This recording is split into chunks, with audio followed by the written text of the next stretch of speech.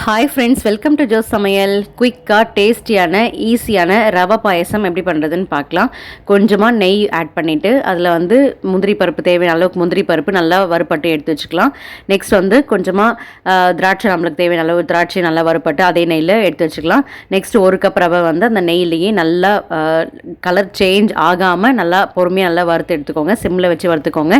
Next ஒரு cup ரவைக்கு 4 cup வந்து காசி ஆற வச்ச பால் வந்து ஆட் பண்ணி நல்லா கலந்து விட்டு லம்ஸ் இல்லாமல் கட்டி தட்டாமல் கலந்து விட்டுட்டே இருக்கணும். ஸோ ரவை நல்லா இந்த பால்லேயே நல்லா வெந்து வரணும். உங்களுக்கு ரொம்ப திக்காக இருக்க மாதிரி அப்படின்னு இருந்தால் நீங்கள் ஹாட் வாட்டர் ஆட் பண்ணிக்கலாம். நெக்ஸ்ட்டு ஒரு கப் ரவைக்கு 1.5 கப் அளவுக்கு நம்ம சக்கரை ஆட் பண்ணிக்கலாம். அதுவே போதுமான அளவு. உங்களுக்கு சக்கரை கம்மியாக வேணும் அப்படின்னா 1.25 கப் அந்த மாதிரி ஆட் பண்ணிக்கோங்க. நான் இன்னும் கூடுதல் சுவைக்காக கண்டென்ஸ்ட் மில்க் ஆட் பண்ணிக்கிறேன். ஸோ கொஞ்சமாக ஏலக்காய் தூள் ஆட் பண்ணிக்கிறேன். ஸோ ஃபைனலாக எல்லாத்தையும் மிக்ஸ் பண்ணிக்கோங்க. மிக்ஸ் பண்ணிவிட்டு நம்ம வறுத்து வச்சிருந்தோம் இல்லையா, முந்திரி திராட்சை எல்லாமே ஆட் பண்ணிவிட்டு நல்லா மிக்ஸ் கொடுத்தீங்க அப்படின்னா சூப்பரான ரவை பாயசம் ரெடி ஆகிடும். ரொம்ப திக்காக இருந்துச்சுன்னா சுடு தண்ணி ஆட் பண்ணிக்கோங்க. ஸோ உண்மைன்னு நல்லா சூப்பராக இருக்கும். கண்டிப்பாக ட்ரை பண்ணி பாருங்கள். வீடியோ பிடிச்சா லைக் பண்ணுங்கள், சப்ஸ்கிரைப் பண்ணுங்கள். வெல்கம் டு ஜோஸ் சமையல். ஹெல்த்தியான முருங்கைக்கீரை சூப் எப்படி பண்ணுறதுன்னு பார்க்கலாம். ஒரு சின்ன பவுலில் ஒரு 2-3 சின்ன வெங்காயம் பொடிசாக கட் பண்ணி போட்டிருக்கேன். ஒரு சின்ன தக்காளி கட் பண்ணி போட்டிருக்கேன். கொஞ்சமாக மிளகு, சீரகம், கொஞ்சம் மஞ்சத்தூள், அதுக்கப்புறம் முருங்கையில் உங்களுக்கு எவ்வளோ தேவையோ நீங்கள் அந்தளவுக்கு போட்டுக்கோங்க. கொஞ்சமாக உப்பு ஆட் பண்ணிக்கோங்க. முருங்கையில் வந்து காம்போடியே ஆட் பண்ணிக்கோங்க. ஸோ தேவையான அளவு தண்ணி ஆட் பண்ணி ஒரு குக்கரில் 3-4 விசில் விட்டதுக்கப்புறம் எடுத்து இந்த மாதிரி அந்த சூடோடு இருக்கும் போதே ஒரு ஸ்மாஷர் வச்சோ இல்லை கரண்டி வச்சோ நல்லா வந்து நெசுக்கி விட்டுக்கோங்க. நல்லா ஸ்மாஷ் பண்ணி விட்டுக்கோங்க. அப்படி இல்லைன்னா மிக்ஸி ஜாரில் சும்மா ஒரு 2 ஓட்டு ஒட்டி நீங்கள் எடுத்து ஃபில்டர் பண்ணாலும் ஓகே. அப்படி இல்லைனா இந்த மாதிரி பண்ணால் கூட ஓகே. நீங்கள் ஃபில்டர் பண்ண அந்த வாட்டரில் வந்து நீங்கள் பெப்பர், அதுக்கப்புறம் உப்பு நீங்கள் செக் பண்ணி பாருங்கள். கம்மியாக இருந்தால் இன்னும் கொஞ்சம் ஆட் பண்ணிக்கோங்க. ஸோ ரொம்ப சூப்பரான டேஸ்ட்டில் நல்லா ஹெல்த்தியான சூப்பரான ஒரு சூப் சொல்லலாம். முருங்கைக்கீரை சூப் சின்னவங்கலேருந்து பெரியவங்க வரைக்கும் யார் வேணாலும் எப்போ வேணாலும் குடிக்கலாம்.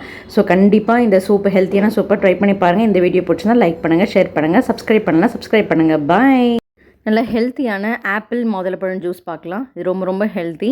இது வந்து பார்த்திங்கன்னா ஃபுல்லாக தோல் நீக்கிட்டு ஆப்பிள் வந்து இந்த மாதிரி குட்டி குட்டியாக கட் பண்ணி வச்சுருக்கேன். மாதுளப்பழமும் நல்லா உரிச்சு இது மாதிரி வச்சுருக்கேன் ஃப்ரெண்ட்ஸ். இப்போ என்கிட்ட வந்து இந்த ஜார் இருக்குது. அதாவது மாதுளப்பழம் நம்ம அரைக்கும் போது பார்த்திங்கன்னா சீட்ஸ் வந்து உள்ளேயே தங்கிடும். வெறும் அந்த சாறு மட்டும் தான் வரும். உங்களுக்கு பார்த்தாலே தெரியும் பாருங்கள். நான் அரைக்கும் போது அதுவே ஃபில்டர் பண்ணி சீட்ஸ்லாம் எடுத்துகிட்டு வெறும் ஜூஸ் மட்டுமே வருது. ஸோ அதனால எனக்கு இந்த மாதிரி ஈஸியாக இருக்குது. அப்படிலாம் நீங்கள் தனியாக தான் ஃபில்டர் பண்ணி எடுத்துக்கணும் ஃப்ரெண்ட்ஸ். ஸோ அந்த முடியில் நீங்கள் அதுவே வந்து ஃபில்டர் பண்ணி இருக்கிறதுனால நான் டேரெக்டாக ஊற்றிக்கிறேன். ஸோ ஜூஸ் வந்து நல்லா திக்காக சூப்பராக ரெடி ஆகிடுச்சு. நான் வந்து ஜூஸில் எப்போவுமே ஒயிட் சுகர் ஆட் பண்ண மாட்டேன். நீங்கள் வேணும் அப்படின்னா நீங்கள் வந்து நாட்டு சர்க்கரையோ இல்லை ஹனியோ மிக்ஸ் பண்ணி நீங்கள் வந்து எடுத்துக்கலாம். ஸோ ரொம்ப ஹெல்த்தியான ஜூஸ். ஸோ வீக்லி 2 or 3 வந்து நீங்கள் எடுத்துக்கோங்க. ரொம்ப டேஸ்ட் வந்து ரொம்பவே சூப்பராக இருக்கும். நம்ம தனியாக ஆப்பிள் தனியாக, பொமக்ரானேட் தனியாக போடுறதை விட இந்த மாதிரி கலந்து போட்டால் சூப்பராக இருக்கும். ட்ரை பண்ணி பாருங்கள். சாட்டர்டே மார்னிங் ஹெல்த்தியான ஜூஸ் குடிக்கலாமேன்னு சொல்லி ஏபிசி ஜூஸ் போடலான்னு சொல்லி பிளான் பண்ணியிருந்தோம். ஆப்பிள், கேரட், பீட்ரூட் 3மே வந்து ஃபைனாக எவ்வளோ பொடிசாக கட் பண்ண முடியுமோ பொடிசாக கட் பண்ணிவிட்டு மிக்ஸி ஜாரில் ஆட் பண்ணி தேவையான அளவுக்கு தண்ணி ஊற்றி நல்லா ஃபைனாக அரைச்சிட்டு அப்படியே வந்து நம்ம ஃபில்டர் பண்ணி குடிக்கலாம். சில பேர் வந்து அதில் ஜிஞ்சர் ஆட் பண்ணுவாங்க, புதினா ஆட் பண்ணுவாங்க, லெமன் ஜூஸ் கொஞ்சம் ஆட் பண்ணுவாங்க. நான் இன்றைக்கி வந்து நான் எதுவுமே ஆட் பண்ணாமல் ஜஸ்ட்டு தண்ணி ஊற்றி நல்லா அரைச்சிட்டு ஃபில்டர் பண்ணாமல் நான் அப்படியே வந்து ஜூஸாக வந்து எடுத்துக்கிட்டோம். நெக்ஸ்ட் வந்து மார்னிங் பிரேக்ஃபாஸ்ட்டுக்கு என்னென்னு பார்த்தீங்கன்னா வெண்பொங்கல், கொஞ்சமாக வெண்பொங்கலும் தொட்டுக்கு வந்து கோகனட் சட்னியும் வச்சு மார்னிங் பிரேக்ஃபாஸ்ட் சாப்பிட்டாச்சு. ஆஃப்டர்நூன் வந்து பார்த்திங்கன்னா சுட சாப்பாடு வச்சாச்சு. நெக்ஸ்ட்டு குழம்பு வந்து பார்த்திங்கன்னா வெண்டைக்காய் போட்டு சூப்பரான மோர் குழம்பு வந்து ரெடி பண்ணியிருந்தோம். செம்ம டேஸ்டியாக இருக்கும். இந்த மோர் குழம்போட ரெசிபி உங்களுக்கு வேணும் அப்படின்னா கீழே மறக்காமல் கமெண்ட் பண்ணுங்கள். நெக்ஸ்ட் வீடியோவில் சூப்பரான டீட்டெயில்டான ரெசிபி போடுறேன். நெக்ஸ்ட் வந்து தொட்டுக்கு வந்து பார்த்திங்கன்னா உருளைக்கிழங்கு வந்து ஃப்ரை வந்து பண்ணியிருந்தோம். ஜஸ்ட் மிளகாத்தூள் உப்பு போட்டு சிம்பிளான ஒரு ஃப்ரை. இந்த வீடியோ பிடிச்சிருந்தா லைக் பண்ணுங்கள், சப்ஸ்கிரைப் பண்ணுங்கள். பாய். வெல்கம் டு ஜோஸ் சமையல். இன்றைக்கி ஒரு ஈவினிங் ஸ்நாக் ரெசிபி பார்க்கலாம். காலிஃப்ளவர் 65 அல்லது காலிஃப்ளவர் பக்கோடா எப்படி வேணால் சொல்லலாம். ரொம்ப சூப்பரான டேஸ்ட்டில் குயிக்காக எப்படி பண்ணுறதுன்னு பார்த்துடலாம் ஃப்ரெண்ட்ஸ். மேலே கிறிஸ்பியாக இருக்கும், நல்லா சாஃப்டாக இருக்கும், செம்ம டேஸ்ட்டாக இருக்கும். வாங்க, இந்த காலிஃப்ளவர் நல்லா கெட்டியமாக இருக்க காலிஃப்ளவர் வாங்கிக்கோங்க.